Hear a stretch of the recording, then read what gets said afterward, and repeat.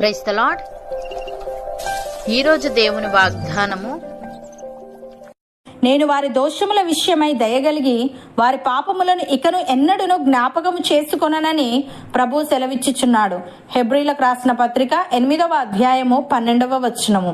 సహోదరి సహోదరులారా, ఈ వాక్యం దేవుని క్షమాపణ మరియు దయ గురించి ఒక శక్తివంతమైన ప్రకటన. ఇది దేవుని దయాత్మక హృదయాన్ని తెలియజేస్తుంది. అనగా మానవులు తప్పులు చేస్తారు, దేవుడు దోషాన్ని గమనిస్తాడు. కానీ మనం పశ్చాత్తాపంతో తిరిగి రాగానే ఆయన మన మీద దయ చూపిస్తాడు. పాపాలకు శిక్ష రావాలి, కానీ దేవుడు ఆ శిక్షను తీసుకొని మనపై దయ చూపిస్తాడు. ఇది క్రీస్తు శిలువ మరణం ద్వారా పూర్తయింది. నేను వారి పాపములను ఇకను ఎన్నడూను జ్ఞాపకము చేసుకొనననే మాట దేవుని క్షమాపణ యొక్క పరిపూర్ణ రూపం. మానవుల క్షమాపణ ఒక పరిమితితో ఉంటుంది. వారు క్షమించినా గుర్తుపెట్టుకుంటారు, కానీ దేవుడు ఇక ఎన్నడూ గుర్తుపెట్టుకోడు. ఇది ఆత్మీయ శుద్ధతకు గుర్తు. అంటే దేవుడు మన పాపాలను శాశ్వతంగా తొలగిస్తాడు. మన పాపాలపై ఎప్పుడు తిరిగి మనల్ని దోషిగా చూసే అవకాశం లేదు. మన పాత జీవితం ఆయన దృష్టిలో అంతమవుతుంది. కాబట్టి ఇప్పుడు ఆయన మనల్ని క్రీస్తులో నూతన సృష్టిగా చూస్తాడు. తప్పిపోయిన కుమారుడు తండ్రి ఆస్తిని తీసుకొని వ్యర్థంగా ఖర్చు చేసి దిక్కుమాలిన స్థితిలో తండ్రి వద్దకు వచ్చినప్పుడు తండ్రి ఆప్యాయంగా స్వీకరించాడు. తండ్రి అతని పాపాల్ని ఎక్కడ విమర్శించలేదు. బదులుగా అతనికి ప్రశస్త వస్త్రం, ఉంగరం తొడిగించాడు మరియు విందు చేయించాడు. ఇది దేవుడు మన పాపాలను గుర్తు పెట్టుకోకుండా మనల్ని ఎలా స్వీకరిస్తాడో చూపే చక్కని ఉదాహరణ.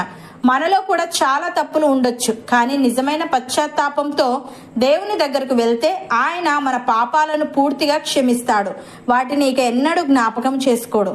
భక్తుడు ఈ విధంగా అంటున్నాడు, మనము తన ఎదుట పరిశుద్ధులమును నిర్దోషులమునై ఉండవలనని జగత్తు పునాది వేయబడక మునుపే ప్రేమ చేత ఆయన క్రీస్తులో మనలను ఏర్పరచుకొనెను.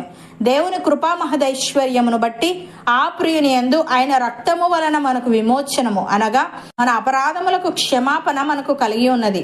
కాలము సంపూర్ణమైనప్పుడు జరగవలసిన ఏర్పాటును బట్టి ఆయన తన దయా సంకల్పము చొప్పున తన చిత్తమును గూర్చిన మర్మమును మనకు తెలియజేసి మనకు సంపూర్ణమైన జ్ఞాన వివేచన కలుగుటకు ఆ కృపను మన ఎడల విస్తరింపజేసెను అని. ప్రియులారా, ఏ భేదమును లేదు. అందరూ పాపము చేసి దేవుడు అనుగ్రహించి మహిమను పొందలేకపోవచ్చున్నారు.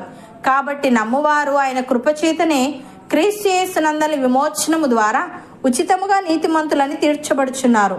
పూర్వం చేయబడిన పాపములను దేవుడు తన ఓర్మి వలన ఉపేక్షించినందున ఆయన తన నీతిని కనపరచవలనని క్రీస్తు యేసు రక్తమునందల విశ్వాసము ద్వారా ఆయనను కరుణాధారముగా బయలుపరచెను.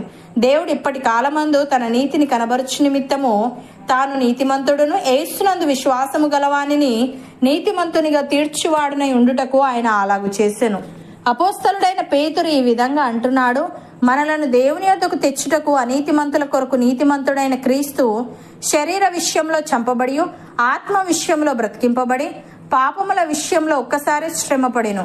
దేవుని దీర్ఘశాంతము ఇంకా కనిపెట్టుచుండినప్పుడు పూర్వము నోవహు దినములలో ఓడ సిద్ధపరచబడుచుండగా అవిధేయులైన వారి యొద్దకు, అనగా చెరలో ఉన్న ఆత్మల యొద్దకు ఆయన ఆత్మరూపిగానే వెళ్లి వారికి ప్రకటించెను. ఆ ఓడలో కొందరు, అనగా 8 మంది నీటి ద్వారా రక్షణ పొందిరి. దానికి సాదృశ్యమైన బాప్తిస్మము ఇప్పుడు మనలను రక్షించుచున్నది. అదేదనగా శరీర మాలిన్యము తీసివేయట కాదు గాని యేసుక్రీస్తు పునరుత్థాన మూలముగా దేవుని విషయము నిర్మలమైన మనస్సాక్షినిచ్చు ప్రత్యుత్తరమే. ఆయన పరలోకమునకు వెళ్లి దూతల మీదను అధికారుల మీదను శక్తుల మీదను అధికారము పొందినవాడే దేవుని కుడిపార్శ్వమున ఉన్నాడు అని. సహోదరి సహోదరులారా, మీరు ప్రభువైన క్రీస్తు యేసును అంగీకరించిన విధముగా ఆయన యందు వేరుపారిన వారై ఇంటి వలె కట్టబడుచు, మీరు నేర్చుకున్న ప్రకారముగా విశ్వాసమందు స్థిరపరచబడుచు, కృతజ్ఞతాస్థుతులు చెల్లించుట యందు విస్తరించుచు ఆయన యందుండి నడుచుకొనుడి. ఆయనను అనుసరింపక మనుష్యుల పారంపర్యాచారమును, అనగా ఈ లోక సంబంధమైన మూల పాఠములను అనుసరించి మోసకరమైన నిరర్ధక తత్వజ్ఞానము చేత మిమ్మును చెరపట్టుకొని పోవాడెవడైనా ఉండునేమో అని జాగ్రత్తగా ఉండుడి. ఏలి అనగా దేవత్వం యొక్క సర్వపరిపూర్ణత శరీరముగా క్రీస్తునందు నివసించుచున్నది, మరియు ఆయన యందు మనమును సంపూర్ణులమై ఉన్నాము. ఆయన సమస్త ప్రధానులకును అధికారులకును శిరస్సై ఉన్నాడు. అవును అన్నవారు నాతో పాటు ప్రార్థనలో ఏకీభవించండి. పరిశుద్ధుడా, ప్రేమగల తండ్రి, నీవు మా దోషముల విషయమై దయగలిగి మా పాపములను ఇకను ఎన్నడూను జ్ఞాపకము చేసుకొనవని, నీవు మా పాపములను శాశ్వతంగా తొలగిస్తావని, ఇది నీ క్షమాపణ యొక్క పరిపూర్ణ రూపమని నీవు తెలియజేశావు.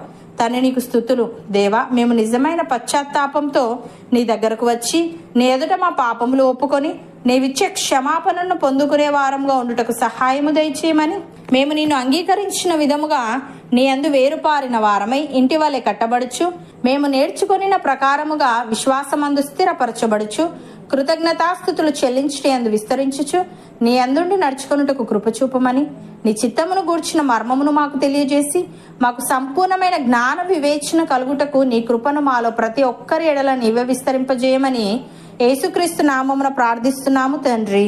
ఆమెన్.